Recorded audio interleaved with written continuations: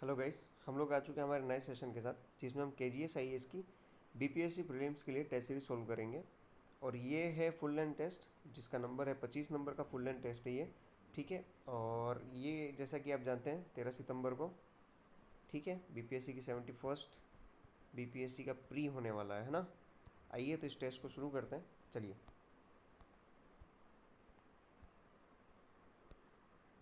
ये first page English medium के लिए होता है, वो लोग देख लेंगे इसे। ठीक है, चलिए फर्स्ट क्वेश्चन। सोम यज्ञ के दौरान कौन से पुरोहित सामवेद के मंत्रों का पाठ करते हैं? ठीक है, तो सबसे पहले तो देख लो सामवेद क्या होता है। इसमें गीतों का गायन है, यानी मंत्र जो कि गीतों के रूप में है ना। ठीक है, दूसरा अब इसमें पूछा है कि कौन से पुरोहित मंत्रों का पाठ करते थे, तो इसमें आएगा बी, उद्गात्री, है ना। सामवेद में देख लो एक बार, और 1810 श्लोक हैं। ठीक है, टोटल 1810 इसमें श्लोक हैं जो सभी ऋग्वेद से लिए हुए हैं। ठीक, सभी ऋग्वेद से लिए हुए हैं, इसमें से सिर्फ 75 को छोड़ के बाकी सब ऋग्वेद से ले रखे हैं इन्होंने। आइए नेक्स्ट, सेकंड क्वेश्चन। प्राचीन भारतीय साहित्य में निम्नलिखित में से कौन सा शब्द देवताओं और कुल पिताओं की वंशावली को संदर्भित करता है? तो ये तो इतिहास पुराण नहीं, वंश, है ना। नेक्स्ट, निम्नलिखित में से कौन सा एक प्रामाणिक बौद्ध ग्रंथ है? तो देखो आप लोगों ने मिलिंद पन्नो, दीपवंश, महावस्तु ये सब सुना होगा, बट इसमें प्रामाणिक बोला है और प्रामाणिक बौद्ध ग्रंथ खंदक है। ठीक है, खंदक जो कि विनय पिटक का एक पार्ट है ना। और ये थेरवाद से संबंधित है। ठीक है, थेरवाद से संबंधित है और ये मठवासी जीवन के बारे में बताता है आपको। ओके, ठीक है। नेक्स्ट, फोर्थ, रानी कमलावती द्वारा अपने पति को संसार त्यागने के लिए राजी करने की कहानी महावीर की शिक्षाओं वाले किस प्राकृत ग्रंथ में मिलती है? तो ये इसका आंसर हो जाएगा बी, उत्तराध्ययन, उत्तराध्ययन सूत, जिसमें जैन श्वेतांबरों के बारे में बताया गया है। ठीक है, जैन श्वेतांबरों के बारे में बताया गया है और ये वैराग्य और अध्यात्म की बात करता है। ठीक है, नेक्स्ट, फिफ्थ क्वेश्चन। भारत में पहला शक राजा कौन था? तो ये है मोगा, जिन्होंने फर्स्ट शताब्दी में इसकी स्थापना की थी, है ना। पहली शताब्दी ईस्वी में इसकी स्थापना की थी और गांधार में शक सत्ता की स्थापना इन्होंने ही की थी। ठीक है, जिसके बाद इन्होंने अपनी सीमा को झेलम तक विस्तारित किया था। ठीक है, नेक्स्ट, सिक्स, वैदिक राजा की बढ़ी हुई शक्ति अक्सर निम्नलिखित से जुड़ी होती थी। तो ये राजकीय यज्ञ होते थे जो आपने सुन ही रखा है, राजसीय, राजसीय यज्ञ, अश्वमेघ, है ना, ये इनसे संबंधित था। सेवंथ क्वेश्चन, आइए नेक्स्ट। निम्नलिखित में से किसने शुरू में सुझाव दिया था कि सिंधु सभ्यता मेसोपोटामियाई सभ्यता की एक औपनिवेशिक शाखा थी? तो इसमें आंसर हो जाएगा, ये क्या नाम है इनका, B, Mortimer Wheeler. Mortimer Wheeler ने ये स्टेटमेंट दिया था। ठीक है, नेक्स्ट क्वेश्चन, एट, सिंधु घाटी का एकमात्र स्थल कौन सा है जो 3 मुख्य भागों से विभाजित है? तो ये देखो, ये इसमें धोलावीरा होगा, बाकी सभी यहाँ पश्चिम और पूर्वी किलेबंद और नॉर्मल साधारण था, बट धोलावीरा था जो 3 मुख्य भागों में विभाजित था। ठीक है, नेक्स्ट, बागोर स्थल पर पाए गए सूक्ष्म पाषाण उपकरण मुख्यतः किस प्रकार की अर्थव्यवस्था के लिए उपयोगी थे? तो देखो, बागोर स्थल पे जो पाषाण स्थल में ये पाए गए थे ना सूक्ष्म पाषाण, एक तो ये सबसे पहले मध्य पाषाण काल के थे। ठीक है, और उसमें से भी ये शिकार अर्थव्यवस्था के लिए पत्थर आपने देखे होंगे, कुल्हाड़ी जैसे।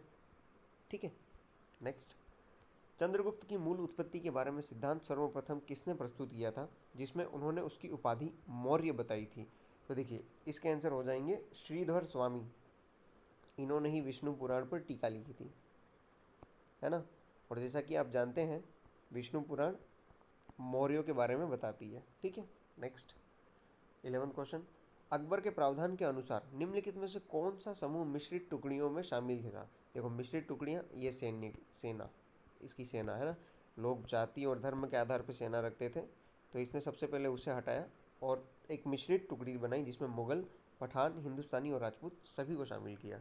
ओके, ट्वेल्थ, किस शासक ने सबसे पहले दिल्ली में अपनी राजधानी स्थापित की थी? तो देखो दिल्ली में सबसे पहले अपनी राजधानी है ना, तोमर ने, तोमर राजवंश ने स्थापित की थी। तो यहाँ तोमर है, अनंगपाल तोमर। ओके, नेक्स्ट आइए इंग्लिश मीडियम वाला एक बार देख लेंगे इसे। चलिए क्वेश्चन नंबर 13, दिल्ली सल्तनत के पतन के बाद कई सूफी संत निम्नलिखित में से किस दक्कन शासक के दरबार में चले गए? तो देखो दिल्ली सल्तनत का जैसे ही पतन हुआ तो इसके बाद बहमनी शासक के यहाँ पे ये सब चले गए थे, जिसकी स्थापना 1347 में हुई थी। ठीक है, 1347 में बहमनी शासक की शासन का स्थापना हुआ था। ठीक है, आइए नेक्स्ट क्वेश्चन 14, प्रारंभिक मध्यकालीन भारत में निम्नलिखित में से कौन सा क्षेत्र जेजा भुक्ति के नाम से जाना जाता था? तो देखो जेजा भुक्ति बुंदेलखंड के क्षेत्र को जेजा भुक्ति कहते थे, और यहाँ पे चंदेल राजवंश ने, है ना, 9 से 13वीं ईस्वी शताब्दी तक राज किया था यहाँ पे, और जिनकी राजधानी पहले खजुराहो थी। ठीक है, खजुराहो, और इसके बाद इन्होंने चेंज करके महोबा कर लिया था इस राजधानी को। आपने कालिंजर का किला सुना होगा, वो भी यहीं इसी क्षेत्र में है। ठीक है, नेक्स्ट, निम्नलिखित में से किस पुर्तगाली आगंतुक ने विजयनगर काल के दौरान नायकों की संस्था का अध्ययन किया था? तो ये फर्नांडो नुनीज और डोमिंगो पैस, ठीक है, ये दोनों आए थे 16वीं शताब्दी के टाइम पे, जो कि कृष्ण देव राय और अच्युत देव राय, ठीक है, इनके टाइम पे आए थे। नेक्स्ट, निम्नलिखित में से किस क्षेत्र पर 16वीं शताब्दी में विजय के साथ ब्रिटेन का साम्राज्यवादी इतिहास शुरू हुआ था? तो इसका आंसर है आयरलैंड। यह 16वीं शताब्दी की बात कर रहा है। ठीक है, तो 16वीं शताब्दी में आयरलैंड पर विजय के बाद इनका साम्राज्यवादी इतिहास शुरू हुआ ब्रिटेन का। इस विजय को ये लोग ट्यूडर विजय कहते हैं। ठीक है, इसे ही ट्यूडर विजय कहा जाता है। नेक्स्ट, 1741 में बंगाल के नवाब सरफराज खान की हत्या कर बंगाल का नया सूबेदार कौन बना था? तो ये बने थे अलीवर्दी खान। ठीक है, अलीवर्दी खान बने थे। देखो सबसे पहले तो ये बिहार के उपराज्यपाल थे। ठीक है, बिहार के उपराज्यपाल थे। फिर हुआ था गिरियों का युद्ध। गिरियों का युद्ध हुआ था जो कि भागीरथी नदी के तट पे हुआ था। वहाँ से इन्होंने विजय पाई और बंगाल के नवाब सरफराज खान की हत्या करके नए सूबेदार बने थे यहाँ पे। ठीक है, गिरियों का युद्ध हुआ था 1740 से 41 के मध्य। ओके, नेक्स्ट क्वेश्चन, 1889 में भारतीय राष्ट्रीय कांग्रेस की ब्रिटिश समिति किस स्थान पर स्थापित की गई थी? तो ये लंदन में हुई थी। ठीक है, जिसके अध्यक्ष थे वेडरबन, है ना, और सचिव थे इसके डिग्बी। ओके, ये वहाँ के जो भी लोग थे, जनता थी, भारत में हो रहे शोषण को उन लोगों में जागरूकता फैलाने के लिए इसकी स्थापना की थी इन लोगों ने, है ना। नेक्स्ट, 19, भारतीय परिषद अधिनियम 1892 के तहत विधान परिषदों के सदस्यों को निम्नलिखित की अनुमति दी गई थी। तो सबसे पहले तो देखो ये 1892 एक्ट लैंसडाउन के काल में आया था, है ना, इस टाइम लैंसडाउन थे भारत के, और फिर सत्र के दौरान प्रश्न पूछने की आज़ादी दी गई थी इस एक्ट से। ओके, नेक्स्ट 20, कलकत्ता निगम अधिवेशन 1899 के माध्यम से भारतीय सदस्यों की संख्या में क्या परिवर्तन हुआ था? तो ये सबसे विवादित था, और आप जानते ही हैं कर्जन के टाइम पीरियड पे आया था।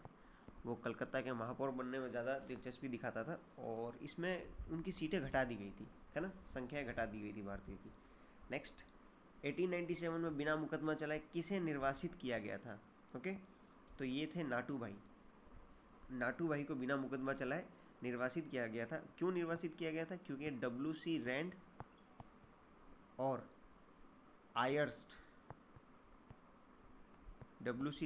आयर्स करके थे, इनकी हत्या कर दी थी, ऐसा बस इनके ऊपर आरोप लगा था, ऑफिशियल FIR भी नहीं हुई थी, है ना। नेक्स्ट, किसने कहा था आज के अतिवादी कल के उदारवादी होंगे, जैसे आज के उदारवादी कल के अतिवादी थे? तो ये कहा था बाल गंगाधर तिलक ने। ओके, क्वेश्चन नंबर 23, किस तारीख को बंगाल का विभाजन औपचारिक रूप से लागू किया गया जिसके कारण एक दिन का शोक मनाया गया था? तो ये था 16 अक्टूबर 1905, है ना। नेक्स्ट, ब्रिटिश भारत में निम्नलिखित प्रारंभिक राजनीतिक संघों पर विचार करें। ओके, पूछा गया है उनकी स्थापना के सही कालानुक्रम में व्यवस्थित करना है। ठीक है, तो सबसे पहले तो देख लो डेट वाइज। बंग भाषा प्रकाशिका सभा, तो ये है 1836 में। लैंड होल्डर सोसाइटी, ये है 1838 में, है ना। फिर ब्रिटिश इंडिया एसोसिएशन ये 1851 में, पूना सार्वजनिक सभा 1867, माना जाता है 70वीं। तो इसमें जो डेट वाइज अगर जमा है तो लाइन से जमा ही हुआ है 1 2 3 4। नेक्स्ट, इंग्लिश मीडियम वाले ये देख लें एक बार स्टॉप करके। नेक्स्ट क्वेश्चन 25, निम्नलिखित में से किस क्षेत्र में स्वदेशी संगम का गठन किया गया था? तो ये तिरुनेलवेली, जो कि उस वक्त तमिलनाडु, उस वक्त क्या अभी भी तमिलनाडु में ही है ना, इस स्थान पे किया गया था। नेक्स्ट, पृथ्वी और सूर्य के बीच की अनुमानित औसत दूरी को क्या कहते हैं? तो प्रकाश वर्ष कहते हैं। ठीक है। नेक्स्ट, निम्नलिखित में से कौन अनियमित आकाशगंगाओं की विशिष्ट सामग्री का सबसे अच्छा वर्णन करता है? तो इसका आंसर है बड़ी मात्रा में गैस और धूल, ये है ना। आइए नेक्स्ट 28, सौर वायु द्वारा अंतर तारकीय माध्यम में निर्मित बुलबुले का नाम क्या है? तो इसे है हेलियोस्फीयर, सौर वायु, है ना। नेक्स्ट 29, कॉरियोलिस बल के संबंध में निम्नलिखित कथनों पर विचार कीजिए। ओके, यह पृथ्वी की परिक्रमा के कारण उत्पन्न एक प्रत्यक्ष बल है। नहीं, देखो, ये सबसे पहले तो आपको है ना परिक्रमा और घूर्णन, इसके बीच में डिफरेंस पता होना चाहिए। ये घूर्णन की वजह से जनित हो जाता है ना, परिक्रमा नहीं। परिक्रमा क्या है? ये परिक्रमा है, ये सूर्य और परिक्रमा ये हुई। घूर्णन क्या है? यहीं है और यहीं गोल गोल घूम रहा है। एक चीज़ की ये मंदिर है, आप इसके चारों तरफ घूम रहे हैं, ये परिक्रमा है। ओके, ये माता जी है, आप माता जी यहाँ खड़ी है, सॉरी आप यहाँ खड़े हैं हाथ जोड़ के और इसी जगह पे गोल गोल घूम रहे हैं, चारों दिशा नाप दी है, तो इसको घूर्णन कहेंगे। ठीक है, तो ये घूर्णन की वजह से कॉरियोलिस बल उत्पन्न होता है। ठीक है, तो ये पहला गलत हो जाएगा। यह उत्तरी गोलार्ध में पवनों को बाईं ओर और मोड़ने के लिए उत्तरदायी है। नहीं, देखिए, उत्तर में दक्षिण और दक्षिण में बाईं, ये है इसका कॉन्सेप्ट। ठीक है, उत्तरी गोलार्ध में दक्षिण की ओर और दक्षिण गोलार्ध में बाईं ओर। ओके, फिर यह गुरुत्वाकर्षण बल के लंबवत कार्य करता है। नहीं, ये घूर्णन अक्ष के लंबवत कार्य करता है, तो इसमें आएगा डी। सब के सब गलत है, पूछा गया कथन गलत कौन से। नेक्स्ट, वे कौन से क्षेत्र हैं जहां आइसोस्टेटिक पोस्ट ग्लेशियल रिबाउंड देखा गया है? तो ये है बाल्टिक सागर और हडसन की खाड़ी। ओके, नेक्स्ट, यूस्टेटिक परिवर्तन के संबंध में निम्नलिखित कथनों पर विचार कीजिए। ओके, क्या पूछा है, कौन से सही है? यह तब होता है जब समुद्री जल की मात्रा में भिन्नता के कारण समुद्र का स्तर बदल जाता है। जी हाँ, यूस्टेटिक परिवर्तन क्या पता है? आइस का मेल्ट होना, आइस का पिघलना ही यूस्टेटिक परिवर्तन है। आइस पिघलेगी, पानी बढ़ेगा, तो समुद्र का स्तर भी बदल जाएगा। ठीक है। नेक्स्ट, यह सदैव वैश्विक प्रभाव उत्पन्न करता है, करेगा ही। अगर बर्फ़ है तो ये प्रकाश, जो भी विकिरणें आती हैं, सौर विकिरणें जो तापमान बढ़ाती है, उन्हें वापस रिटर्न भेज देता है। पर जैसे ही आइस मेल्ट हो जाएगी तो फिर इसके बाद पृथ्वी का एल्बिडो कम हो जाएगा। इसका मतलब कि अवशोषण बढ़ जाएगा, तापमान बढ़ेगा, तो वैश्विक प्रभाव उत्पन्न करेगी। सी है। नेक्स्ट 32, निम्नलिखित में से किस देश की तटरेखा डेल्मेशियन तटरेखा का उत्कृष्ट उदाहरण है? देखो, सबसे पहले तो डेल्मेशियन तटरेखा जो है ना, ये समांतर घाटियाँ हैं, है ना, ये इसकी विशिष्टता है, ये समांतर घाटियाँ हैं और ये क्रोएशिया में पाई जाती है। ठीक है। नेक्स्ट 33, निम्नलिखित में से पायरोस्फीयर का मुख्य घटक क्या है? तो पायरोस्फीयर क्या है? ये है बेसाल्ट का मुख्य घटक, और जो कि मेंटल, देखो आपने ये देखा ही होगा इस तरीके से, क्रस्ट, मेंटल और क्रोड। ये क्रस्ट, मेंटल और क्रोड। ठीक है, तो जो मेंटल होता है वो बेसाल्ट का बना हुआ रहता है। ओके। नेक्स्ट, हिमालयी क्षेत्र और नदियों के विस्तार से संबंधित निम्नलिखित युग्मों पर विचार कीजिए। पूछा क्या है, कौन से सही है? तो पंजाब हिमालय सिंधु से सतलुज तक, कुमाऊं हिमालय काली, नहीं, कुमाऊं हिमालय सतलज से काली तक, और फिर नेपाल हिमालय काली से तीस्ता तक, फिर असम हिमालय तीस्ता से दिहांग तक। तो इसमें चौथा और पहला राइट है, तो ए हो जाएगा। ऐसे लाइन से रहता है ये, देखो, पंजाब, ठीक है, फिर नेपाल, फिर कुमाऊं, नहीं सॉरी, पंजाब, कुमाऊं, नेपाल और असम। ठीक है, तो पंजाब चालू होता है सिंध से सतलज, फिर कुमाऊं होता है सतलज से काली, नेपाल होता है काली से तीस्ता, और असम हो जाता है तीस्ता से दिहांग। ठीक है। नेक्स्ट, इंग्लिश मीडियम वाले देख लें। नेक्स्ट क्वेश्चन, निम्नलिखित नदियों को उत्तर से दक्षिण की ओर व्यवस्थित करें। ठीक है, तो देखो कृष्णा नदी, साबरमती, ताप्ती, नर्मदा। देखो अब साबरमती गुजरात राजस्थान, तो साबरमती सबसे पहले आ गई।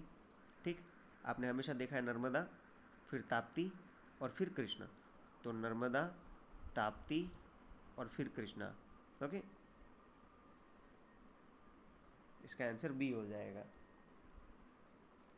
क्वेश्चन नंबर 36, ये छोटे बर्फीले धूल के गोले जो सूर्य की परिक्रमा करते हैं तथा मुख्य रूप से बर्फ और धूल से बने होते हैं, आमतौर पर इनकी कक्षा बहुत लंबी होती है और जब ये सूर्य के निकट पहुंच जाते हैं तो इनकी पूंछ चमकती हुई दिखाई देती है। देखो ये धूमकेतु की बात हो रही है यहाँ पे। बर्फीले है ना, यानी पानी मौजूद है, यहाँ सूर्य है, यहाँ पे उसका हीट तापमान, जैसे ही ये बर्फ़ का गोला यहाँ पहुँचता है तो वाष्पीकरण शुरू हो जाता है, धुआं धुआं साइड में होता है, तो ये इसके पीछे पीछे ऐसे पूंछ जैसा दिखने लगता है। ठीक है, धूमकेतु आंसर। नेक्स्ट 37, बायोरोक प्रौद्योगिकी का मुख्य उद्देश्य क्या है? बायोरोक, देखो करंट का ये क्वेश्चन है। बायोरोक प्रवालों को फ्रीज करके उनकी ये पुनर्बहाली और वृद्धि के लिए था। ठीक है, तो इसका आंसर सी हो जाएगा। नेक्स्ट, निम्नलिखित कथनों पर विचार कीजिए। ओके, कौन सा सही है ये का है ना? शुद्ध बोया गया क्षेत्र वर्ष के दौरान किसी भी फसल मौसम से कम एक बार बोई गई फसलों के कुल क्षेत्रफल को दर्शाता है। ओके, कृषि योग्य बंजर भूमि से तात्पर्य ऐसी भूमि से है जो 5 वर्ष से अधिक समय तक बंजर पड़ी रहती है। ठीक है, वर्तमान पड़ती भूमि से तात्पर्य उस भूमि से है जो 1 या अधिक वर्ष नहीं, किंतु 5 वर्ष से कम समय तक बिना खेती के छोड़ी गई होती है। देखो ये अधिक वर्ष नहीं है, यहाँ कम होता है, 1 वर्ष से कम, तो ये यहाँ स्टेटमेंट गलत हो जाएगा। बाकी के पहले दूसरे राइट है, तो ए होगा आंसर, है ना। नेक्स्ट 32, निम्नलिखित में से कौन सी चट्टानें चट्टानों की परतों के बीच स्थित जीवाश्म से बनी हुई है? ठीक है, तो ये है यहाँ पे अवसादी चट्टानें।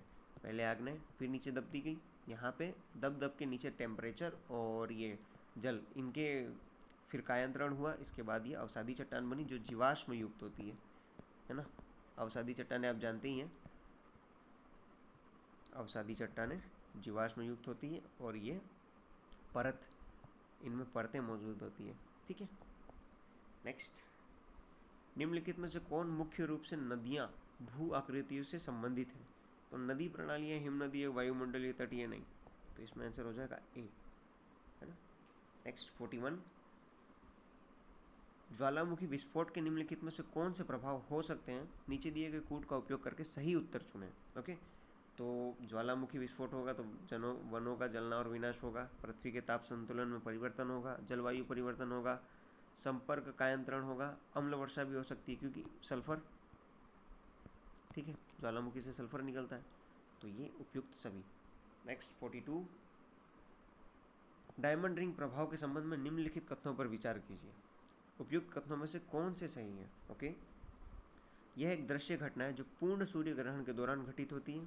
ठीक है, यह पूर्ण सूर्य ग्रहण से ठीक पहले और बाद में देखा जाता है। ठीक है, देखो यहाँ सूर्य है, इसके ऊपर ग्रहण लगा, तब क्या होगा ना कि देखना है राउंड में रिंग जैसा शेप हो जाता है, तो इसी को डायमंड रिंग प्रभाव कहा जाता है। ठीक है, सी है इसका आंसर। इंग्लिश मीडियम वाले देख लें एक बार। आओ नेक्स्ट क्वेश्चन 43, अंतर्राष्ट्रीय खगोलीय संघ के अनुसार निम्नलिखित में से कौन सी विशेषताएं बोने ग्रह की हैं? ओके, आप ये कौन सा सही पूछा है इसमें? यह सूर्य की परिक्रमा करते हैं। ठीक है, इसका द्रव्यमान इतना अधिक होता है कि इसका स्व गुरुत्व इसे लगभग गोल बना देता है। ठीक है, इसे अपने आसपास के क्षेत्र को अन्य पिंडों से मुक्त कर दिया जाता है। नहीं, ये ग्रह के लिए डेफिनेशन है ना, जो उसकी ग्रेविटेशन से उसको अपने अंदर खींच लेता है, समाहित कर लेता है या अलग हटा देता है, तो ये ग्रह के लिए डेफिनेशन है। ठीक है, तो ये गलत हो जाएगा, तो आंसर हो जाएगा ए। नेक्स्ट 44, मृदा के संबंध में निम्नलिखित कथनों पर विचार करें। पूछा क्या है, कौन से सही हैं? ठीक है, तो 44 का क्या है, ऊसर मिट्टी बंजर होती है। ओके, और इसमें नाइट्रोजन और कैल्शियम की कमी होती है। ठीक है, लेटेराइट मिट्टी उच्च तापमान और भारी वर्षा वाले क्षेत्रों में विकसित होती है। ठीक है, तो देखिए दोनों राइट है, इसमें सी हो जाएगा। एक बार लेटेराइट मिट्टी का देख लेते हैं हम लोग। ये देखो उच्च तापमान और ज़्यादा बारिश वाले क्षेत्र में होती है। ठीक है, इसमें तीव्र निक्षालन होता है ना, तीव्र निक्षालन होता है, जिससे यहाँ पे सिर्फ फेरस ऑक्साइड और एल्यूमिनियम बचता है। ठीक है, आइए नेक्स्ट क्वेश्चन, निम्नलिखित कथनों पर विचार कीजिए। निम्नलिखित में कौन से सही है ये पूछा है। हिंद महासागर द्विध्रुव, हिंद और प्रशांत महासागरों के बीच समुद्र की सतह का तापमान में अंतर है। नहीं, देखो ये क्या होता है ना, जैसे ये इंडिया है, ये अरब सागर, बंगाल की खाड़ी, पॉजिटिव नेगेटिव, ये इम्पैक्ट है, इसे कहते हैं द्विध्रुव हिंद महासागर, इंडियन ओशन डायपोल। ठीक है, अगर यहाँ पॉजिटिव है तो अच्छी बारिश होगी, अगर यहाँ पॉजिटिव है तो दक्षिण पूर्वी एशिया भाग में अच्छी बारिश होगी। ठीक है, नेक्स्ट, तो ये पहला गलत है, प्रशांत महासागर का रोल नहीं है इसमें। अल नीनो के प्रभाव से आमतौर पर भारतीय उपमहाद्वीप में मानसूनी वर्षा में कमी आती है। राइट है ये। ठीक है, अल नीनो मध्य और पूर्वी प्रशांत महासागर के क्षेत्र में पानी के ये टेम्परेचर का बढ़ना पैसिफिक में, है ना, तो ये बी हो जाएगा आंसर। नेक्स्ट 46, निम्नलिखित में से कौन सा परिवर्तनीय इनपुट का उदाहरण है? परिवर्तनीय इनपुट मतलब अगर ये चेंज होगा तो उत्पादन भी बढ़ेगा, अगर ये कम होगा तो उत्पादन भी घटेगा, है ना, तो ये है श्रमिक, सी। ठीक है, नेक्स्ट 47, औसत उत्पाद और सीमांत उत्पाद किस सिद्धांत से ली गई अवधारणा है? तो ये है उत्पादन से, है ना। नेक्स्ट 48, बाजार मूल्य पर निवल राष्ट्रीय उत्पाद मतलब कि एनएनपी की बात चल रही है ना। निम्नलिखित कथनों पर विचार करें, पूछा क्या है, कौन से सही है। ओके, यह किसी अर्थव्यवस्था के निवासियों द्वारा उत्पादित वस्तुओं और सेवाओं का कुल मूल्य है जिसमें ये मूल्य ह्रास को घटा दिया जाता है। ठीक है, राइट है, अगर मूल्य ह्रास जोड़ दिया जाएगा तो ये जीडीपी आ जाएगा बाजार मूल्य पे। ठीक है, नेक्स्ट, इसमें देश के भीतर विदेशियों द्वारा उत्पादित वस्तुओं और सेवाओं का मूल्य शामिल है। नहीं नहीं नहीं नहीं, नहीं। देखो एनएनपी एक तरीके का ना जीडीपी का भाग है, तो ये विदेशियों वाला शामिल नहीं है इसमें। ठीक है, तो ये ए हो जाएगा। नेक्स्ट 49, निम्नलिखित में से कौन से विदेश से प्राप्त निवल कारक आय का घटक नहीं है? तो विदेश से प्राप्त कर्मचारियों का निवल पारिश्रमिक, यह है। विदेश से प्राप्त संपत्ति एवं उद्यमिता में होने वाली निवल आय, ये भी है। विदेश से प्राप्त निवासी कंपनियों की निवल प्रतिधारित आय, ये भी है। निवल घरेलू निवेश, ये नहीं है। ओके, तो नेक्स्ट क्वेश्चन नंबर 50, निम्नलिखित में से किसे सरकार के अंतिम उपभोग व्यय से बाहर रखा जाता है? देखो सरकार का अंतिम उपभोग व्यय क्या है? जो सरकार के खर्चे वर्चे होते हैं ना, वो गवर्नमेंट का जो एक्सपेंडिचर होता है वो है इसमें। तो सरकार के प्रशासनिक विभाग हैं, सार्वजनिक निगम इसमें नहीं है। ठीक है, क्योंकि ये गवर्नमेंट के उद्यम की गिनती में नहीं आता है। ठीक है, तो ये इसमें बी आएगा आंसर, बाहर रखते हैं इसे। बाकी सरकारी कार्यालय और सार्वजनिक प्राधिकरण है। ठीक है, नेक्स्ट 51, निम्नलिखित में से कौन सा एड वोल्वेरम टैक्स लगाने का आधार है? तो ये है वस्तुओं या सेवाओं का मूल्य। ठीक है, और ये वस्तुओं और सेवाओं के मूल्य के परसेंटेज के बेस पे लगता है। ठीक है, प्रतिशत के बेस पे लगता है ये। ओके, नेक्स्ट, इंग्लिश मीडियम वाला एक बार ये देख लें। आइए नेक्स्ट क्वेश्चन 52, निम्नलिखित में से कौन सा वस्तु पुनर्विक्रय या आगे के प्रसंस्करण के लिए किसी अन्य उत्पादक इकाई को बेचा जा सकता है? तो देखो अंतिम वस्तु नहीं, पूंजीगत उपभोक्ता नहीं, मध्यवर्ती जो वस्तु होती है ना, उसी को आप बेच सकते हो जिससे आगे कुछ नया प्रोडक्ट बन सके, है ना, तो इसके बी मध्यवर्ती। निम्नलिखित में से कौन भारत में वित्तीय पर्यवेक्षण बोर्ड के प्रमुख के रूप में कार्य करता है? देखो सबसे पहले तो वित्तीय पर्यवेक्षण बोर्ड 1974 में स्थापित किया गया था। ओके, और फिर ये इसके जो पर्यवेक्षक के रूप में है ये हैं ए प्रमुख, भारतीय रिजर्व बैंक के गवर्नर। ओके, नेक्स्ट क्वेश्चन, निम्नलिखित में से कौन सा गैर टिकाऊ वस्तुओं को सर्वोत्तम रूप से परिभाषित करता है? तो ये है वे वस्तुएं जिनका उपयोग केवल एक बार किया जा सकता है या जिनका उपयोग अल्प अवधि में किया जा सकता है। ओके, नेक्स्ट, परिचालन अधिशेष के संबंध में निम्नलिखित कथनों पर विचार करें, कौन सा सही है ये कहा है। ठीक है, तो यह पूंजी के मालिकों द्वारा श्रम और अन्य खर्चों का भुगतान करने के बाद अर्जित आय है। ओके, इसमें व्यवसाय द्वारा अर्जित लाभ, किराया और ब्याज शामिल है। ठीक है, तो इसमें आंसर हो जाएगा सी। नेक्स्ट क्वेश्चन, अंतर्राष्ट्रीय व्यापार के संदर्भ में वस्तुओं की अंतर्राष्ट्रीय सामंजस्यपूर्ण प्रणाली का रखरखाव निम्न द्वारा किया जाता है। तो ये विश्व सीमा शुल्क संगठन द्वारा किया जाता है, जो कि एक अंतर सरकारी मतलब इंटर गवर्नमेंटल बॉडी है ना, अंतर सरकारी बॉडी है ये, जिसका हेडक्वार्टर है ब्रुसेल्स,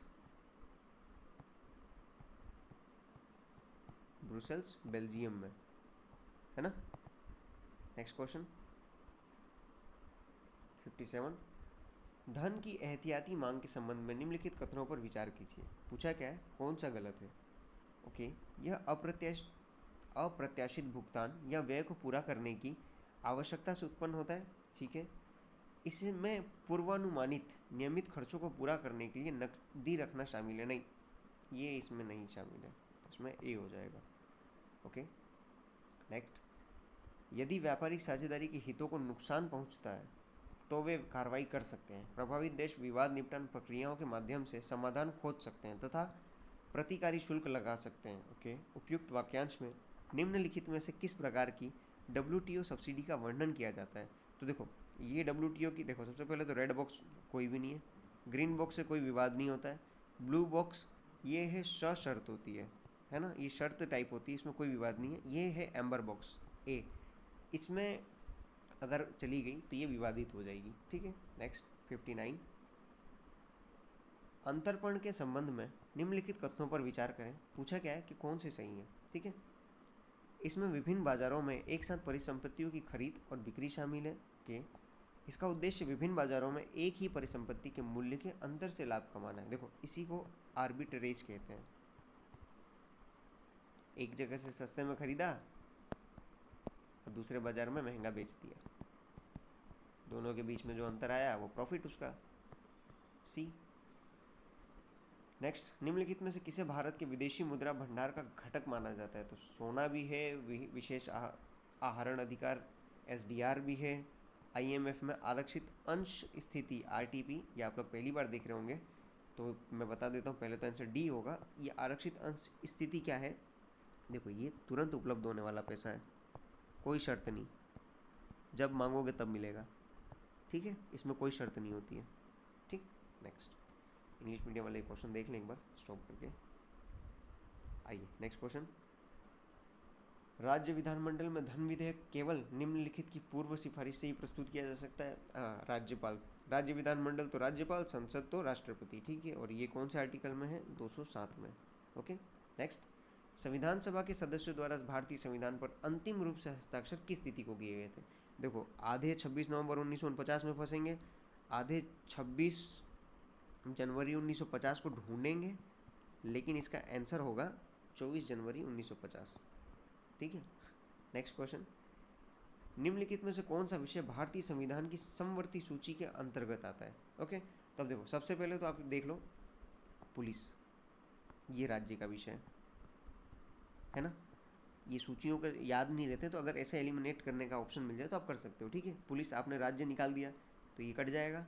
ओके, शिक्षा, आपको मालूम ही है राज्य और केंद्र के बीच में इसी चीज़ का विवाद चलता रहता है कि केंद्र की पॉलिसी अपनाए या राज्य की, ठीक है। तो यहाँ शिक्षा, अब 5 कहाँ है, तो सिर्फ सी में है, तो आंसर सी हो गया। इसका मतलब शिक्षा, ट्रेड यूनियन, पशु क्रूरता निवारण और निवारक निरोध, ये सभी समवर्ती सूची के विषय हैं। ओके, नेक्स्ट, आयोगों के उनके प्रारंभ वर्ष के संबंध में निम्नलिखित युग्मों पर विचार करें, कितने सही सुमेलित हैं, ठीक है। सरकारी आयोग 1983, ये राइट है, केंद्र राज्य संबंधों के लिए ये आया था। ओके, नेक्स्ट, राजमंडार समिति 1963, नहीं ये 1969 में आया था, तमिलनाडु गवर्नमेंट ने इसे स्थापित किया था, ये भी केंद्र राज्य संबंधों से था। और पुंछी आयोग 2007, ये भी केंद्र राज्य संबंधी और अन्य जो भी संवैधानिक प्रावधान थे उनके लिए था, ये भी सही है, तो इसमें आंसर हो जाएगा बी। नेक्स्ट, निम्नलिखित में से किस संशोधन द्वारा भारतीय संविधान में 9वीं अनुसूची जोड़ी गई थी। तो देखो, ये अपने सबसे पहला संशोधन जो हुआ था ना, उसी का है, इसमें 31A और 31B जोड़ा गया था, ठीक है। नेक्स्ट क्वेश्चन 66, भारतीय संविधान के निम्नलिखित में से किस अनुच्छेद में तदर्थ न्यायाधीशों की नियुक्ति से संबंधित प्रावधान है। देखो, तो ये एडहॉक के लिए तो 127 है ना, CJI राष्ट्रपति की पूर्व अनुमति से अपॉइंट करता है। ओके, नेक्स्ट, निम्नलिखित में से किस समिति ने पंचायती राज संस्थान को जड़ विहीन घास के रूप में वर्णित किया था। देखो, LM सिंघवी, थुंगन, अशोक मेहता समिति, इन लोगों ने सिफारिशें की थी कि द्विस्तरीय, त्रिस्तरीय ये सब बनाइए। जो समीक्षा के लिए आई थी ये थी जीवी के राव समिति। अगर आपको ये पता है, आपने पढ़ भी रखा है ना बेसिकली, तो आपको याद रहेगा कि समीक्षा के लिए जीवी के राव समिति जो कि योजना आयोग ने स्थापित की थी 1985 में, है ना। तो ये थी। नेक्स्ट 68, भारतीय संविधान की छठी अनुसूची के संबंध में निम्नलिखित कथनों पर विचार कीजिए। पूछा है कौन से सही है। क्वेश्चन का टाइप आपको थोड़ा यूपीएससी जैसा नहीं लग रहा है? खान सर की इस बार की टेस्ट सीरीज को देख के लग रहा है कि बीपीएससी 71 थोड़ा यूपीएससी टाइप होने वाला है, प्रिडिक्ट जैसा लग रहा है ना। तो ये राष्ट्रपति की छठी अनुसूची में स्वायत्त जिला परिषद एडीसीज और स्वायत्त क्षेत्रीय परिषद बनाने का अधिकार देता है। ठीक है, तो देखो ये गलत हो जाएगा, यहाँ राज्यपाल आएगा, है ना। तो पहला गलत। दूसरा, असम, मेघालय, त्रिपुरा और मणिपुर के जनजातीय क्षेत्रों पर लागू होता है। देखो ये वाला जो है ना, ये भी गलत है, यहाँ मणिपुर नहीं आएगा। इसे एक मैप के थ्रू समझ लो, असम, मेघालय, त्रिपुरा और मिजोरम, बस ये इन 4 क्षेत्रों में। ठीक है, पैसा अधिनियम छठी अनुसूची पर लागू नहीं होता है। जी हाँ, ये राइट है। ठीक है, तो इसमें आंसर बी हो जाएगा। देखो पैसा है ना, पैसा सिर्फ 5th शेड्यूल के क्षेत्रों पर लागू होता है। ओके, 5th शेड्यूल के क्षेत्रों पर लागू होता है। और 6th शेड्यूल के लिए यानी छठी अनुसूची के लिए इन लोगों ने कहा था कि हम मैसा कानून लाएंगे, लेकिन वो आज तक आया नहीं, ना लागू हुआ। ठीक है, आप एक चीज़ याद रखिएगा, जो छठी अनुसूची है ये भारतीय संविधान के भाग 10 के अंतर आती है और आर्टिकल 244 सब क्लोज 2 इससे संबंधित है। ठीक है, आइए नेक्स्ट क्वेश्चन 69, विधि आयोग के संबंध में निम्नलिखित कथनों पर विचार कीजिए। पूछा क्या है, कौन से सही है।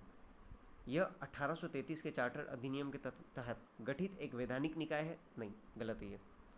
1833 में तो पहला बनाया था और अभी वाले विधि आयोग इसके एक्ट से थोड़ी बन रहे हैं। ठीक है, नेक्स्ट, सर्वोच्च न्यायालय के पूर्व न्यायाधीश दिनेश माहेश्वरी ने 23वें भारतीय विधि आयोग के अध्यक्ष का कार्यभार संभाला है। तो ये राइट हो गया है। ठीक है, याद रखना 23वें, इसका मतलब अभी जो हाल में आया है वो 23rd विधि आयोग है ना। ओके, नेक्स्ट, ये इंग्लिश मीडियम वाले देख लें एक बार। चलिए नेक्स्ट क्वेश्चन, नियंत्रक एवं महालेखा परीक्षक कैग। पूछा क्या है, कौन से गलत है। कानून के उल्लंघन के अभियोजन के लिए उसके पास कुछ न्यायिक शक्तियाँ नहीं, न्यायिक शक्तियाँ नहीं है, किसी को जेल में नहीं बंद कर सकते हैं लोग। ठीक है, नेक्स्ट, वह अपना अधिकार और कार्य पूरी तरीके से भारतीय संविधान के अनुच्छेद 76 के प्रावधानों से प्राप्त होता है। 76 तो यार इसके लिए है ना, महान्यायवादी के लिए। तो इसमें केक क्या करेगा, केक के लिए तो चारों ही 148 से 151 है, ये भी गलत है। सी पूछा है ना कौन सा गलत है, तो सी, दोनों गलत है यहाँ पे। ओके, नेक्स्ट, भारत के संविधान की प्रस्तावना में निहित निम्नलिखित कथनों पर विचार कीजिए।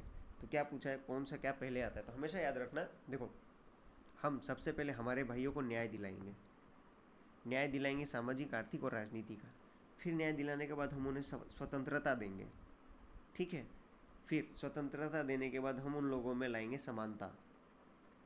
फिर इसके बाद हम उन सभी लोगों में आपसी भाईचारा बढ़ाएंगे। समझे कैसे, सामाजिक, आर्थिक और राजनीतिक न्याय, फिर विचारों, अभिव्यक्ति, विश्वास, आस्था और उपासना की स्वतंत्रता प्रदान की जाए, फिर स्थिति और अवसर की समानता, बंधुत्व व्यक्ति की गरिमा का आश्वासन देता है। ठीक है, तो इसके हिसाब से आपका हो जाएगा ऑप्शन ए।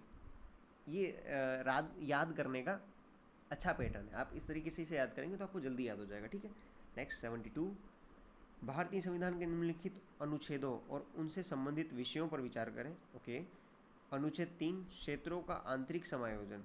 नहीं यार, ये तो पूरा क्षेत्र सीमा परिवर्तन, नाम चेंज करना, ये सबसे रिलेटेड है। ठीक है, अनुच्छेद 154, भारत के राष्ट्रपति का निर्वाचक मंडल। ओके, अनुच्छेद 143, राज्यपाल द्वारा पारित अध्यादेश। नहीं, ये तो सुप्रीम कोर्ट से प्रेसिडेंट की पावर क्वेश्चन पूछने वाली, जो भी चल रहा है ना सुप्रीम कोर्ट में। रोज आप वीडियोस देख रहे होंगे सुप्रीम कोर्ट के जजेस और प्रेसिडेंट के अपने ये महान्यायवादी वगैरह, जो प्रेसिडेंशियल क्वेश्चंस हैं इसके ऊपर चल रहा है और रोज़ सवालों के जवाब दिए जा रहे हैं। और उसके बाद नए नए अभी गवर्नरों को फटकार लगाई है, इसी अनुच्छेद 143 में ही कुछ सवाल पूछे गए थे उसी के तहत। ठीक है, आइए अब देख लो एक बार, तो राज्यपाल द्वारा पारित अध्यादेश राष्ट्रपति की 123, इसी को उल्टा कर दो 231, ये गवर्नर का हो जाएगा शक्ति, है ना। तो इसमें कितने सही हैं? ओनली 1, 72 में। Okay, next question 73। मौलिक कर्तव्यों के संबंध में निम्नलिखित में से कौन सा कथन गलत है? ओके, ये प्रत्यक्ष रूप से कानून द्वारा लागू नहीं किए जा सकते हैं, ठीक है। यह प्रकृति में गैर न्याय संगत है, ठीक है। ये केवल संविधान में शामिल नैतिक कर्तव्य, नहीं नहीं नहीं, नैतिक तो है ही है, प्लस नागरिक भी कर्तव्य है। नागरिक कर्तव्य तो इसका दूसरा नाम है, ये गलत हो जाएगा। ये सोवियत संघ के संविधान से प्रेरित है, ठीक है। अब देखो, मौलिक कर्तव्यों के बारे में आपको बेसिक नॉलेज होना चाहिए। 42nd अमेंडमेंट, स्वर्ण सिंह समिति, ठीक है। और स्वर्ण सिंह समिति ने 8 की सिफारिश की थी, फिर 10 ऐड किए थे, 86th अमेंडमेंट से 11वां जोड़े थे, ठीक है। और ये परिवर्तनीय नहीं है न्यायालय में, मतलब अगर नहीं लागू हो, यानी कुछ इसका आप डिसोबे भी कर रहे हो तो आपको सज़ा नहीं मिलेगी, जिनके ऊपर एक्ट नहीं बना हुआ है। ओके, ये है मूल कर्तव्य। और मूल कर्तव्य जैसे कि आप जानते ही हैं 4A संविधान का भाग 4A। आइए नेक्स्ट क्वेश्चन 74। भारतीय संविधान का कौन सा अनुच्छेद राज्यपाल को राष्ट्रपति के विचारक विधेयक आरक्षित करने का अधिकार देता है? तो ये हो जाएगा अनुच्छेद 200। करंट का क्वेश्चन है, क्योंकि अब 3 महीने का पीरियड और 1 महीने का पीरियड डिसाइड कर दिया है कि इसके अंदर राष्ट्रपति अपना फैसला सुनाए, है ना। नेक्स्ट क्वेश्चन, ये कल परसों वाला ही क्वेश्चन है। क्वेश्चन रिपीट हो रहे हैं KGS की टेस्ट सीरीज़ में, ध्यान से देखें तो, ठीक है। पूछा गया सही चुने, मिलान करना है इसमें। ओके, तो पहला, राष्ट्रीय ध्वज को अपनाना, ये तो 22 जुलाई 1947 को अपनाए थे। ओके, संविधान को अपनाना 26 नवंबर 1949 को अपनाए थे। संविधान को लागू किए थे, तो ये लागू किए थे 26 जनवरी 1950 को। राष्ट्रगान को अपनाए थे 1 जनवरी 1950 को। तो इसका आंसर हो जाएगा C। नेक्स्ट 76। कौन सा सिद्धांत किसी कानून के असंवैधानिक भागों को अमान्य करने तथा शेष को संरक्षित रखने की अनुमति देता है? तो देखो, ये सुप्रीम कोर्ट ने और इन लोगों ने अगर कोई कानून, जैसे कि आप मान लो मौलिक अधिकारों के लिए एक नया कानून बनाया और पहले से मौलिक अधिकार है, ठीक है, इस कानून का इतना पार्ट है ना 50% उल्लंघन करता है मौलिक अधिकारों का, और ये 50% सही है, इसे होना चाहिए, तो इस 50% को अलग काट के हटा दिया जाएगा कि इसको बंद हटा दो, रद्द कर दो। बाकी ये जो 50% है इसे रहने दो, इसे पृथक्करणीयता का सिद्धांत कहते हैं कि पृथक कर दो। तो ये B हो जाएगा इसका आंसर, है ना।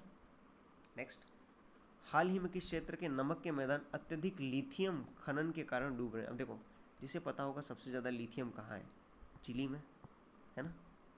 और चिली में कौन सा मरुस्थल है? अटाकामा मरुस्थल। यहाँ पे खोद रहे हैं ये लोग, तो नमक का मैदान धंसता जा रहा है। लिथियम के लिए ब्राइन वाटर चाहिए, और जितनी मतलब आपूर्ति कर रहे हैं और जितना खोद रहे हैं, संतुलन नहीं है, इसलिए अंदर धंसता जा रहा है ना। नेक्स्ट, इंग्लिश मीडियम देख लें। आइए नेक्स्ट क्वेश्चन 78। हाल ही में मिथुन नामक दुर्लभ गोजातीय पशु पहली बार किस राज्य में पाया गया है? तो असम, ठीक है। असम में ये लोग, ट्राइबल लोग, आदिवासी लोग इसकी पूजा करते हैं, ठीक है। और ये IUCN में संवेदनशील की गिनती में आता है ना, संवेदनशील का दर्जा मिला हुआ है। 3 चीज़ फैक्ट है इसमें, मिथुन एक गोजातीय पशु है, असम में पाया गया है, आदिवासी लोग पूजा करते हैं, और IUCN में संवेदनशील का दर्जा प्राप्त है। नेक्स्ट, राष्ट्रीय क्वांटम मिशन के तहत कौन सा संस्थान भारत का पहला क्वांटम कंप्यूटर लॉन्च करने वाला है? तो ये है Tata institute of fundamental research, Mumbai, ठीक है। ये करंट अफेयर के क्वेश्चन है, अब इसमें उतना एक्सप्लेन क्या ही करना है, डायरेक्ट 1 लाइनर होता है। Okay, next 80 number. हाल ही में किस देश को WHO द्वारा ट्रैकोमा मुक्त घोषित किया गया है? तो ये है भारत, है ना। भारत दक्षिण पूर्व एशिया का 3rd कंट्री है, दक्षिण पूर्व एशिया के नाम, वर्ल्ड का नहीं है ना, 3rd है। देखो, दक्षिण पूर्व एशिया में इससे पहले नेपाल हमसे पहले हटा चुका है, और म्यांमार, ये जो छोटे छोटे देश हैं ये हमसे पहले ट्रैकोमा को हटा चुके हैं, अपने मुक्त हो चुके हैं। और ट्रैकोमा ये एक जीवाणु रोग है, मतलब बैक्टीरियल, ओके। और किससे होता है? क्लेमाइडिया ट्रैकोमैटिस, ठीक है। ट्रैकोमेटिस क्लेमाइडिया ट्रैकोमेटिस जीवाणु से ये आँखों का रोग है। ओके नेक्स्ट, भारत की किस वेधशाला ने हाल ही में ऊपरी वायुमंडल में बहुरंगी रोशनी अरोरा की तस्वीरें खींची है? तो ये है हमारे यहाँ पे, ये रही लद्दाख, भारतीय खगोलीय वेधशाला लद्दाख। अब देखो यहाँ अरोरा की बात की है ना। अरोरा अगर दक्षिण क्षेत्र में तो अरोरा ऑस्ट्रेलियस कहा जाता है, और उत्तरी क्षेत्र में बोरियलिस कहा जाता है। ठीक है, डिफरेंस मिल गया आपको। आइए नेक्स्ट, निम्नलिखित में से कौन सा देश स्क्वाड समूह का सदस्य नहीं है? आपने क्वाड सुना होगा, है ना, भारत वाला समूह क्वाड। भारत नहीं है, वो स्क्वाड है। यहाँ जापान, अमेरिका, फिलीपींस और ऑस्ट्रेलिया, ये लोग मिलके स्क्वाड बना लिए अपना अलग से, कि हम अलग रहेंगे अब। ठीक है नेक्स्ट, 83, T20 अंतर्राष्ट्रीय मैच में सर्वोच्च स्कोर का रिकॉर्ड किस देश के नाम है? तो ये है जिम्बाब्वे के नाम पे। ओके, हाल ही में किस देश ने 2024 में COP29 जलवायु सम्मेलन की मेज़बानी की? देखो बाकू अजरबैजान, इनकी थीम वगैरह देख लेना। कॉप बहुत ज़्यादा मायने रख रहे हैं आजकल, और जब से COP26 हुआ है ग्लासगो वाला समिट, बहुत ज़्यादा चर्चाओं में रहता है। भारत के क्या NDCs हैं ये एक बार देख लीजिएगा, है ना। नेक्स्ट 85, वैश्विक प्रकृति संरक्षण सूचकांक में भारत का स्थान क्या है? तो भारत का स्थान है 176वां, लास्ट के जो 5 लोग हैं उनमें आते हैं हम लोग। ठीक है, और जो लग्जमबर्ग है वो फर्स्ट है इसमें। ठीक, नेक्स्ट, हाल ही में किस देश ने भारत के साथ अभ्यास सिनबैक्स में भाग लिया है? तो ये है सिनबैक्स में कंबोडिया। ओके, संयुक्त सैन्य अभियान था, सैन्य अभ्यास था ये। ओके नेक्स्ट 87, हाल ही में दुर्लभ हेडिगोट रोग किस भारतीय राज्य में सामने आया है? ये कर्नाटक में आया है। ठीक है, अब इसके बारे में देख लो। एक तो ये हेरिडिटरी है, मतलब कि अनुवांशिक, है ना, अनुवांशिक रोग है, और ये तंत्रिका तंत्र को ज़्यादा प्रभावित करता है ना। और सबसे फर्स्ट टाइम ये 1978 में खोजा गया था। ओके, आइए, भारतीय रिजर्व बैंक के 26वें गवर्नर के रूप में किसे नियुक्त किया गया है? तो ये है संजय मल्होत्रा। ओके, अब एक काम करना, जो डिप्टी गवर्नर हैं उनके भी नाम देख लेना। राजस्थान का एक एग्ज़ाम हुआ था अभी हाल फिलहाल में, उसमें ये लोग, नहीं राजस्थान नहीं, NTPC, सॉरी, हाँ NTPC, उसमें किसी शिफ्ट में ये डिप्टी गवर्नर का नाम पूछ लिए थे। तो देख लेना, सनकला के कौनो इलाज ना होला, जाना इंग्लिश मीडियम वाले ये देख लें। आइए नेक्स्ट 89, हाल ही में किस यूरोपीय शहर में प्रसिद्ध ट्रेवी फाउंटेन का जीर्णोद्धार किया? ये ट्रेवी फाउंटेन वही है जहाँ लोग सिक्का उछाल उछाल के पैसा डालने की कोशिश करते हैं। ठीक, तो ये रोम में है, रोम के इटली में। ओके नेक्स्ट, 2024 में भारत का वैश्विक प्रेषण कितना प्रतिशत प्राप्त हुआ? तो ये देखो, सबसे पहले तो मैं डिजिट बता देता हूँ, 129.1 बिलियन US डॉलर प्राप्त हुआ है ना, जो कि था 14.3%। ओके, आइए नेक्स्ट, 2024 के राष्ट्रीय किशोर कुमार पुरस्कार से किसे सम्मानित किया गया है? तो ये हैं 2024 में प्रसून जोशी और संजय लीला भंसाली को 2025 में सम्मानित किए हैं। ओके नेक्स्ट, हाल ही में कनुमा महोत्सव किस राज्य में मनाया गया है? तो कनुमा आंध्र प्रदेश में मकर संक्रांति के 3 दिन बाद मनाते हैं लोग। Okay next, AI model DeepSeek V3 हाल ही में किस देश द्वारा लॉन्च किया गया है? तो ये है चाइना का। ठीक है, इसको अगर कभी चलाओगे और पूछोगे अरुणाचल प्रदेश किस देश में आता है, तो ये चाइना बताता है, बहुत बेकार है। नेक्स्ट आओ 94, हाल ही में किस राज्य सरकार ने घनेरी गांव को अपना पहला जैव विविधता विरासत स्थल घोषित किया है? तो ये गुजरात है। देखो घनेरी नहीं है, गुनेरी है, ठीक ना। ये अभी 24वें टेस्ट या 21वें टेस्ट में सॉल्व कराया था, तो गुनेरी है ये। ओके, इंग्लिश वाला पढ़ लेना चाहिए एक बार हमें, ताकि कन्फ्यूज़न ना हो। 95, हाल ही में संघीय जांच ब्यूरो के निदेशक के रूप में किसे नियुक्त किया गया था? सबसे पहले तो हिंदी में पढ़ोगे संघीय जांच ब्यूरो तो लगेगा कि इंडिया की कोई ब्रांच है, इंग्लिश में पढ़ोगे तो इसका नाम है FBI, अमेरिका वाली, ठीक ना। तो ये काश पटेल है यहाँ पे। ओके नेक्स्ट, हाल ही में किसे संयुक्त राज्य अमेरिका से भारत प्रत्यर्पित किया, जो 26/11 मुंबई आतंकवादी हमले में उसकी भूमिका के लिए एनआईए द्वारा गिरफ्तार किया गया था?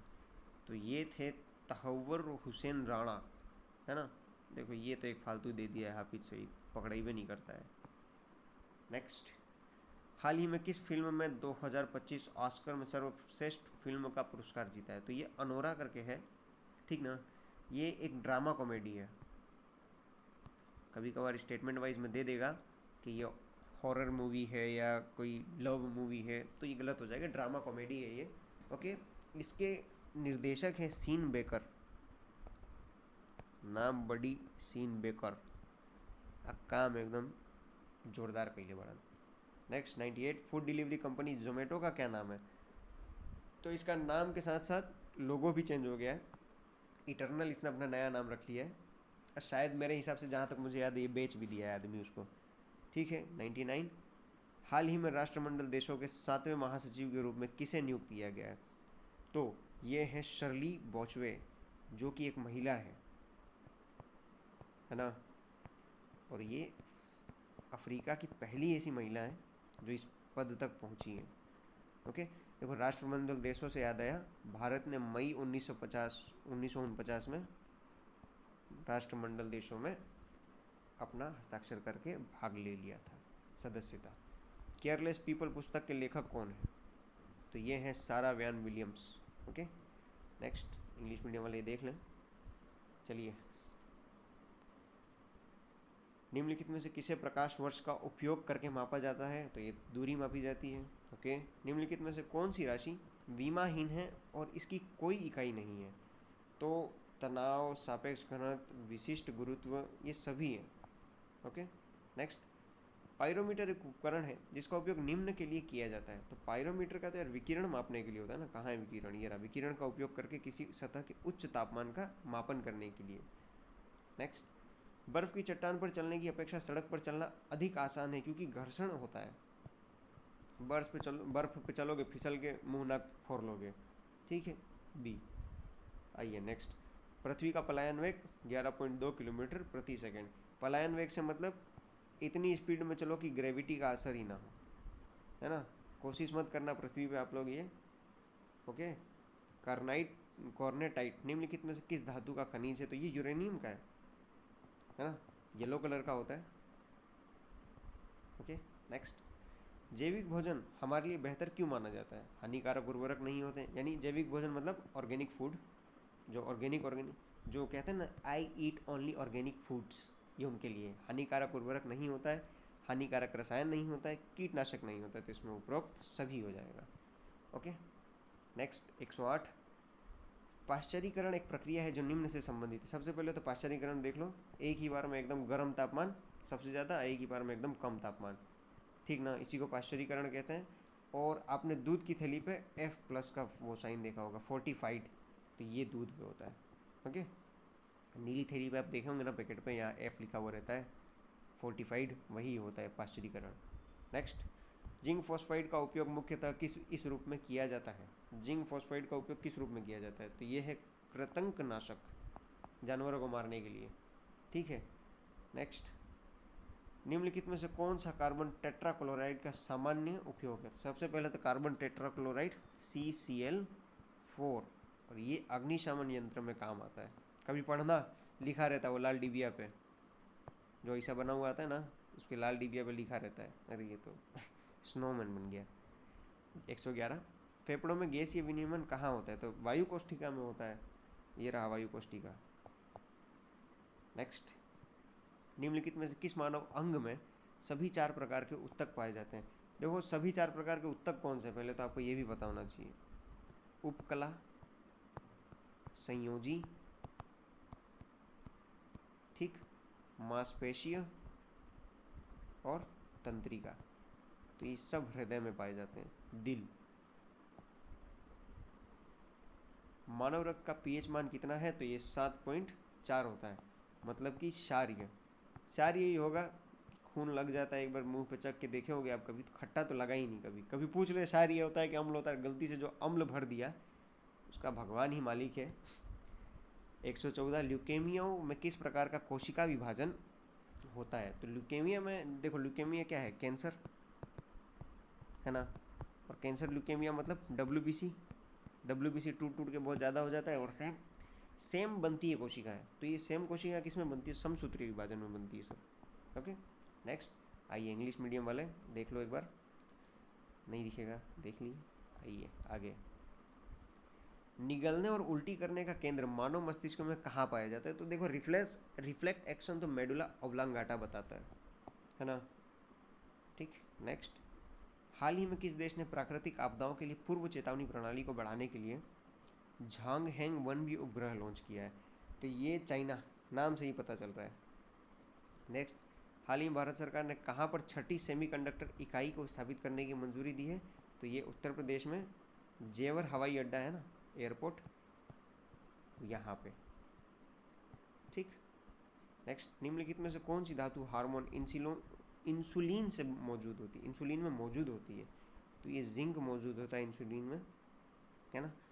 मनुष्यों में शुक्राणु द्वारा अंडाणु का निषेचन सामान्यतः कहाँ होता है, तो ये होता है फेलोपियन ट्यूब में, डिम्ब वाहिनी कहते हैं इसे, है ना। नेक्स्ट।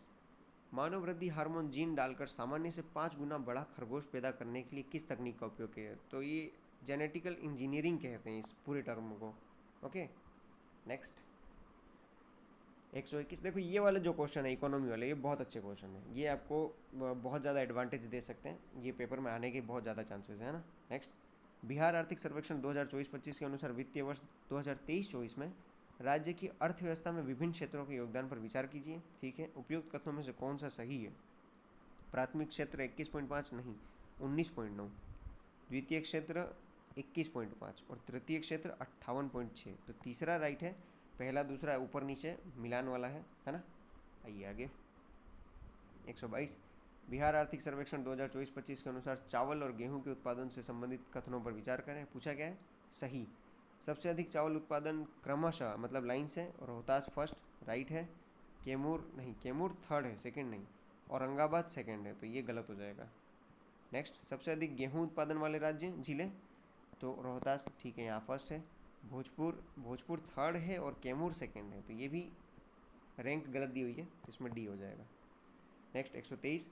बिहार आर्थिक सर्वेक्षण 2024-25 के अनुसार निम्नलिखित में से कौन सा बिहार का सबसे बड़ा दाल उत्पादक जिला है, तो पटना, ठीक है, राजधानी पटना। 124। बिहार आर्थिक सर्वेक्षण 2024-25 के अनुसार अधिकतम बिजली खपत के मामले में बिहार के शीर्ष 3 जिले कौन से हैं, तो ये है पटना, गया और मुजफ्फरपुर। 363 यूनिट खपत है अपने यहाँ पे, ठीक है, और सबसे कम शिवहर में। Okay, next. इंग्लिश मीडियम वाले एक बार देख लें। आइए। 125। मौर्य काल से पाल तक प्राचीन अवशेष के संग्रह के लिए प्रसिद्ध पटना संग्रहालय की स्थापना कब की गई थी। देखो क्वेश्चन इतना ही है कि पटना संग्रहालय की स्थापना कब हुई थी, तो ये हुई थी 1917 में, ब्रिटिश शासन के टाइम पे। ठीक, नेक्स्ट। बिहार के किस व्यक्ति को भारत का डॉल्फिन मैन कहा जाता है, तो ये है रविंद्र कुमार सिन्हा भैया। ठीक है, नेक्स्ट। बिहार में जन्मे प्रसिद्ध शहनाई वादक बिस्मिल्लाह खान को भारत रत्न कब मिला था, इन्हें 2001 में मिला था। Okay, next. बलचनामा, पत्रहीन, नग्न गाछ, दुख मोचन आदि प्रसिद्ध कृतियाँ के लेखक कौन हैं, तो ये हैं बाबा नागार्जुन। ये थोड़े विद्रोही टाइप के थे, अगर कभी लिख दे कि ये प्रेमी किताबी थे यानी लेखक थे, तो नहीं, विद्रोही प्रकार के थे, है ना। हिंदी और मिथिला इनकी लैंग्वेज थी। नेक्स्ट। जनगणना 2011 के अनुसार बिहार में सर्वोच्च साक्षरता दर शीर्ष 3 जिले क्रमशः हैं, तो ये रोहतास, पटना और भोजपुर। Okay, next. गलती हो गया। भारत और नेपाल के बीच गंडक परियोजना के लिए समझौता किस वर्ष हुआ था, तो ये हुआ था 1959 में। इसी पे त्रिवेणी बैराज भी बना हुआ है इसी समझौते के बाद, ठीक है, और ये बिहार और यूपी को सिंचाई के लिए पानी इसी समझौते के बाद से मिलने लगा है। Okay, next. 131। बिहार के किस स्थल को वर्ष 2016 में यूनेस्को द्वारा विश्व धरोहर स्थलों की सूची में शामिल किया गया, तो बोध गया मंदिर, तो ये तो भैया शामिल हुआ था 2002 में, ठीक है, और नालंदा महाविहार हुआ है 2016 में। Okay, next. वर्ष 1956 में भारतीय राज्यों के पुनर्गठन के समय बिहार का कौन सा जिला पश्चिम बंगाल में शामिल किया गया था? तो ये मानभूम। नेक्स्ट, बिहार में आज़ाद दस्तक किस आंदोलन के दौरान सक्रिय था? तो ये भारत छोड़ो आंदोलन, और इसकी स्थापना किए थे जेपी महोदय, जयप्रकाश नारायण। 134, तेलहर कुंड जलप्रपात बिहार के किस जिले में स्थित है? तो ये है कैमूर में। ठीक है। नेक्स्ट, बिहार विधान परिषद की पहली बैठक, देखो विधान परिषद सिर्फ 6 राज्यों में है भारत में, और बिहार विधानसभा की पहली बैठक हुई थी 1913 में। 136, बिहार के कृषि जलवायु क्षेत्र में सबसे अधिक जिले किस वाले में है? तो ये उत्तर पश्चिम। जैसा कि आप जानते हैं 4 एग्रो क्लाइमेटिक जोन है, ऐसे बटा हुआ है, first second third fourth. Okay, तो उत्तर पश्चिम में सबसे ज़्यादा जिले हैं। आइए इंग्लिश मीडियम वाले देख लेंगे। नेक्स्ट 137, भारतीय हस्तशिल्प के संदर्भ में बिहार में सुजनी क्या है? तो सुजनी एक प्रकार की कढ़ाई कला है जो कि कपड़ों पर की जाती है। ओके। नेक्स्ट, त्रिवेणी नहर का निर्माण, अभी पढ़े थे भारत नेपाल गंडक योजना वाला, तो ये गंडक नदी पे है। बौद्ध संगीति के दौरान विनय पिटक और सूत्र पिटक की रचना कहाँ की गई थी? तो ये की गई थी राजगृह में, अजात शत्रु के टाइम पे ये हुई थी, और महाकश्यप अध्यक्ष थे, है ना। नेक्स्ट, गोलघर का निर्माण किस ब्रिटिश इंजीनियर ने किया था? तो ये किए थे जॉन गॉस्टीन। ओके, 1770 में। अब आ गए मैथ्स के क्वेश्चन, तो ये आप खुद करेंगे, मैं आंसर बता देता हूँ। 141 का बी, 142 का है डी, 143 का है ए, 144 का है बी, 145 का है डी, ओके, 146 का फिर ए, 147 का हो जाएगा डी, 148 का है सी, 149 का है सी, और 150 का है C. Okay, thank you guys. तो ये थी हमारी बीपीएससी को लेके केजीएस की फुल एंड टेस्ट सीरीज़, जो कि हमने पूरी कवर कर ली, है ना, 1 घंटे के अंदर। क्विक रिवीजन था, तो पूरा उतना एक्सप्लेन नहीं किया है मैंने, जल्दी जल्दी में समझाया गया है ना। Okay guys, thank you. Next मैं और भी टेस्ट सीरीज ऐसे ही लाता रहूँगा। Thank you.